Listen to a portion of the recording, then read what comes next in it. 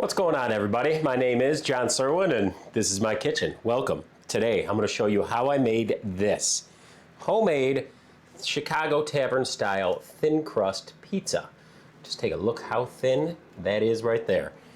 I'll show you the techniques and maybe some equipment you want to invest in if you want to make pizza at home, but I'll show you all that coming up. Stay tuned.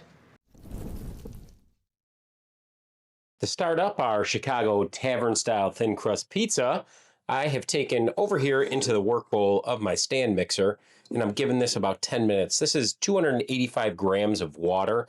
That's like 90 degrees. I put in 6 grams of sugar and 5 grams of active dry yeast. If you're using instant yeast, only put in 3 grams and you don't have to worry about blooming. I have active dry yeast and I like to bloom it. So I let this sit here for about 10 minutes and you can see the yeast is active. So we're going to continue on, add in the rest of our stuff here. We have 550 grams of bread flour, 25 grams of just some fine cornmeal. We have 12 grams of salt, and I do have, I shouldn't say a special ingredient, but an ingredient I'm using. So this right here, this is, let me move this out of the way.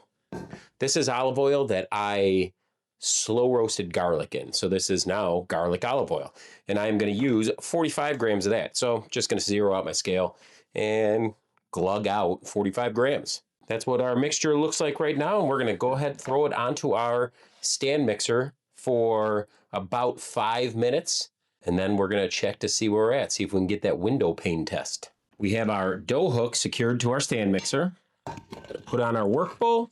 Drop her on down and start it out half speed. Let her start kneading. You could do this by hand if you don't have a mixer, but hey, mechanical advantage. Use it when you have it. I'm gonna let this just come together and then we are gonna increase the speed. So after about 1 minute, maybe I'll increase the speed. It's currently half speed, which is 6 on my mixer. Probably increase it close 8 to 10. Ooh, I can smell that garlic oil already and it smells fantastic. You know what I'm feeling today? I'm actually just gonna leave it on medium speed the entire time because when I turn this out, I am gonna hand knead it just a little bit to see where the dough, how the dough feels. Let's turn her off. She's been mixing away for just a little over 5 minutes. We're gonna take her off from the dough or from the dough hook here. I'm gonna hand knead it, see how she's feeling, and then rest it up. For the tavern style, you want cracker-like consistency. So this is going to be a very low hydration dough. So just gonna go ahead and, oh yeah, she's feeling good already. So actually just gonna do a little bit of hand kneading here. And honestly, why I started putting cornmeal in this dough, I end up making 6 Chicago Tavern style and what I like to call 6 sliceable, which is more of like a New York, it's a slice of pizza, New York, New Haven type crust. But I started putting cornmeal in this so I could identify because sometimes you're going on runs, you get busy and you forget, or people move stuff on you and it's like, oh, hey, which one was the Chicago one? Which one was the slice one? So with the cornmeal, hopefully you could see, you'd see the little specks of cornmeal and you can feel it. It gives it a little bit of a different flavor than too. It's a toasty corn kind of flavor in there, just a kiss of it. I'm gonna grab a metal bowl, just lightly grease it with that olive oil. We're gonna move it around, flip it one time. We are gonna cover this in plastic wrap. We're gonna do a 3-day cold ferment on this. So I just covered it in plastic wrap. We're just gonna give it 30 minutes to let the gluten form and relax a little bit before we break this up into 3 balls and refrigerate, ferment it for 3 days. Our Chicago style tavern crust has rested and we are going to flip around out. Ooh, looks nice. I dig it. Pat her down a little bit. Just going to weigh it fully and then divide it by 3 because that's what I want. 920. So what would that be? About 307. So 307 gram balls. So we can get 3 pizzas. So I already kind of cheated and did this one, but I'm going to show you. I am going to give one more kind of flatten out, fold it, flip it over, use both hands, use the bench, and just tighten it up. Closing that seam. Nice ball, nice ball. Same thing. Little punch down, Fold, fold, fold. Turn over. Boom.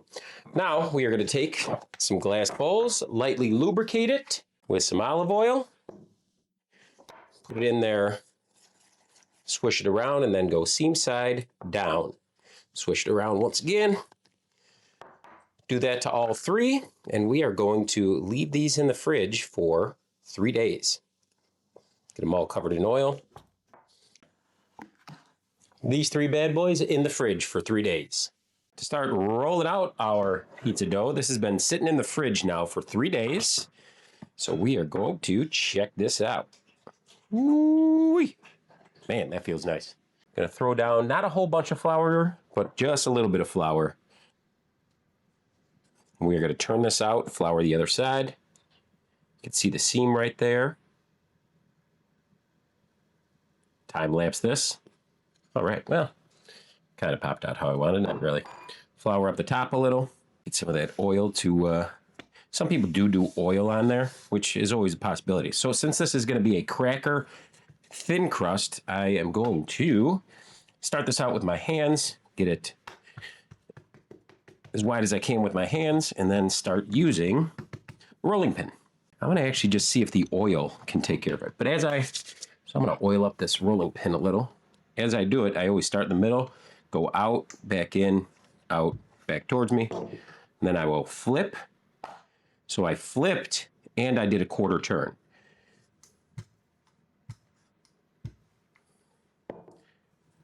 Flip, quarter turn. So hopefully it'll help it keep in a circular shape. Doesn't have to be perfectly circular. This is a very heavy rolling pin, so don't have to push down too much. But yeah, always flip, quarter turn, flip, quarter turn.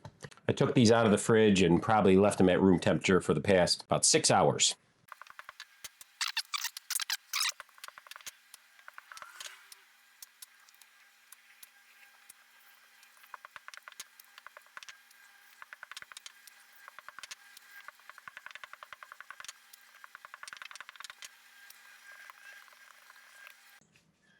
That is about as thin as I want it. Now I'm going to take my little dough docker and just dock it. It's easier to pull and dock it. This will prevent any big air bubbles because we want this cracker thin.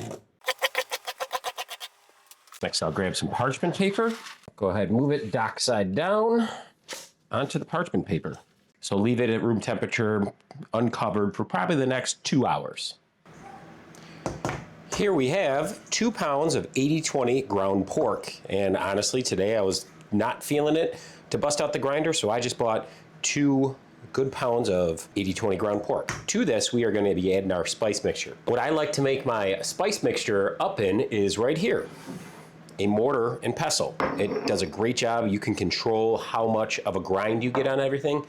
And yeah, I find it better if I had a burr grinder. I've done a coffee grinder before, but that's just literally a blade spinning. It works, don't get me wrong, but this is more consistent in my mind. To this, we are going to add in 2 cloves of garlic, which is 1 clove per pound. And here we have 14 grams of salt. We're only going to add in about half because we want to pulverize up this garlic big time. So I'm going to start working this garlic down, and it should look like a paste in a little bit.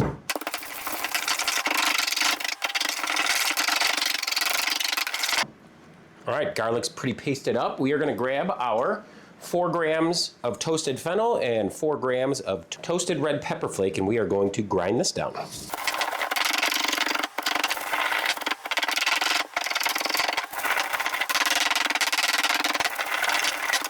To this, to kind of get it all scraped out, we have 20 grams of red wine vinegar. I'm gonna just go ahead, pour on in. We're done with the pestle. I'm gonna just grab a silicone spatula, get this all out and into, oh, you know what I forgot? Well, I do have a pepper grinder. I was gonna grind some peppercorns in here, but now I'm just gonna have to use the old school pepper grinder. So these will go back into the pepper grinder. Get this all into like a paste. Now over to our ground pork, add in the rest of that salt, our spice mixture from the mortar and pestle. We have 6 grams, which is about 10 basil leaves that I just chopped up finely. And finally, in goes our 4 grams of cracked black pepper. I'm gonna glove up and mix this all around. Let's go ahead and get your hands in there. This is the best way to mix it up. There's no better way, really. It's kind of like kneading bread. You just kind of fold over. You want to get that protein extraction. Now, we're not going to be casing this. We're going to be using it as pizza sausage, but it's good practice for your sausage making techniques. Plus, we want to fully incorporate all of the spice into here. We got fat-soluble flavors and everything, so you want the salt to work its magic on the meat and some of the fat-soluble spices to get incorporated with the fat. So we'll do this for about a good 3 to 5 minutes until we get it sticking to our hand.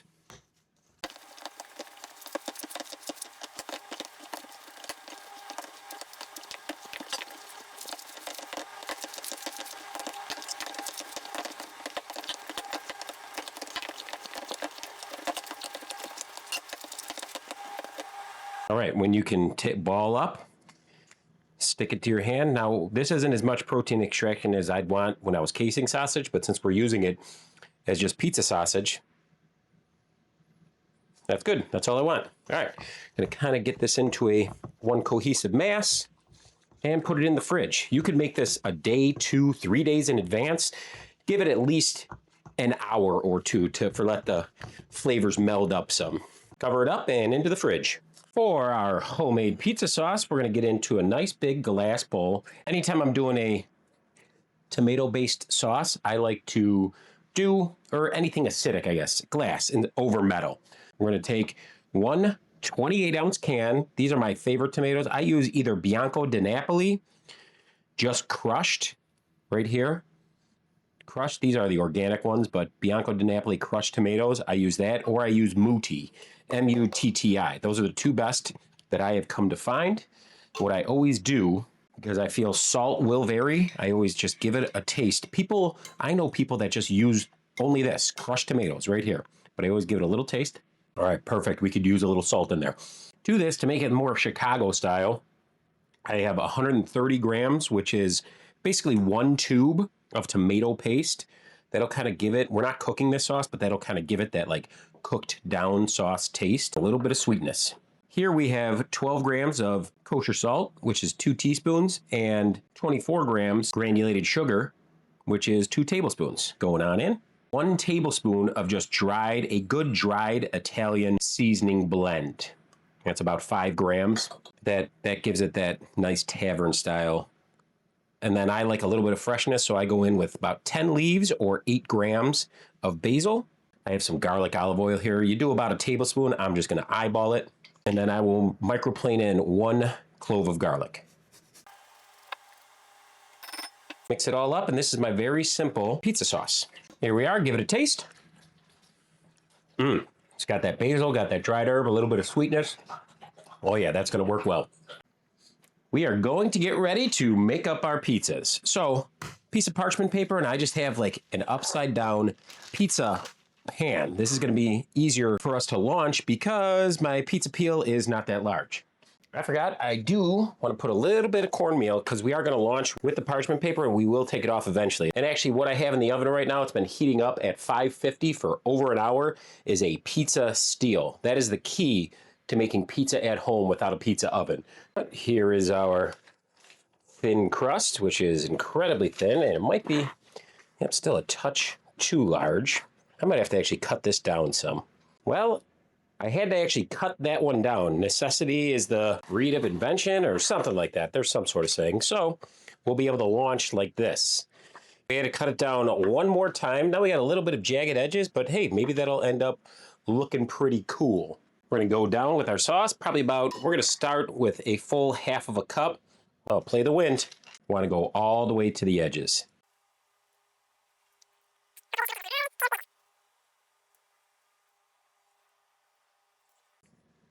I'm definitely not a pizza maker, as you can tell. You watch some of these guys, and it's unbelievable how good they are and how fast they are and proficient. Me, I have to take my time, as you can see, and try not to screw up. But that's how you learn. All right, doesn't have to be perfect. We are just going to make a Chicago classic. So there's so many different, I guess, Chicago classics. Sausage and giardiniera, beef and giardiniera, but I guess everywhere else in the nation, pepperoni is the #1 meat on pizza, but Chicago, it is our Italian sausage. So I'm gonna grab a big old hunk and go heavy on the sausage. I'm getting better at it, but just sit here and peel it off like this. Try and make, I don't know, dime-sized pieces.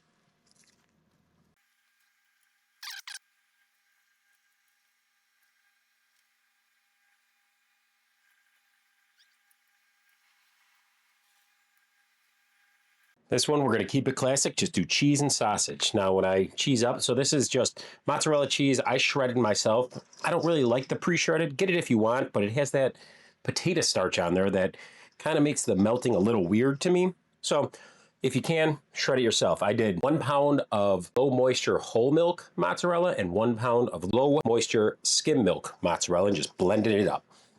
Forgot one last thing. You know what? I want to take that garlic olive oil, just do a little bit, because it'll kind of like fry that dough. Then I'm going to go around with a little bit of Pecorino Romano. You could do Parmesan, you could do whatever kind of cheese you want. Pecorino Romano is that sheep's milk cheese, I think, or goat's milk cheese, and it just gives a nice little different tang underneath the mozzarella. So just a little light dusting, and then on goes our mozzarella.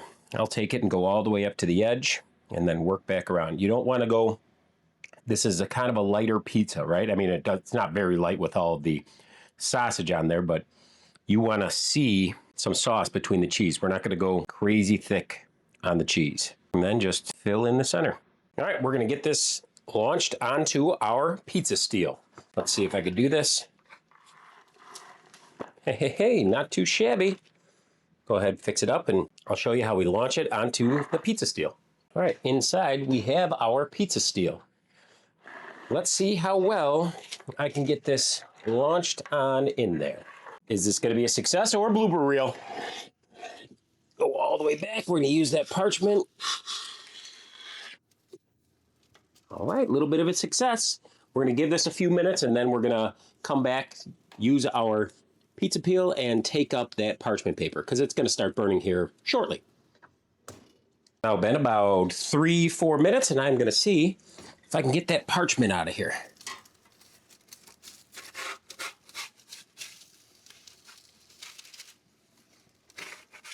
There we go, some direct contact onto that pizza steel. Probably only another 3-4 minutes in there. Been in for a total of about 8 minutes, and out she comes. Look at that. That is what we call an edge-to-edge Chicago Tavern-Style pizza. I'm going to let this cool down, cut it, and we're going to get right into it. And there you have it, folks. Let's take a quick look. I haven't even looked at the undercarriage. Oh, undercarriages. Let's see. Looking pretty good. All right, well, let's get this on the board, get her cut up, and try her out. I want to get one of those, you know, the big, like, rocking, I don't know what those are called. If you know what they're called, go ahead, comment below. But, you know, the big rocking pizza cutter. It makes this style a little easier to cut. But we're just going to go in old school pizza cutter and do the tavern cut. Party cut, Chicago tavern cut.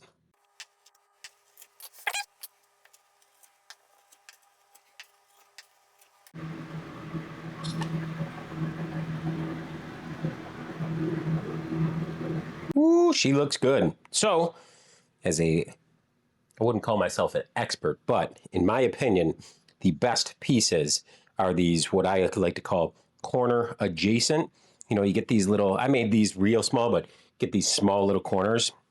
The ones right next to it are some of the best. So this one right here, look at that undercarriage. Well, nothing left to do but give it the official taste test.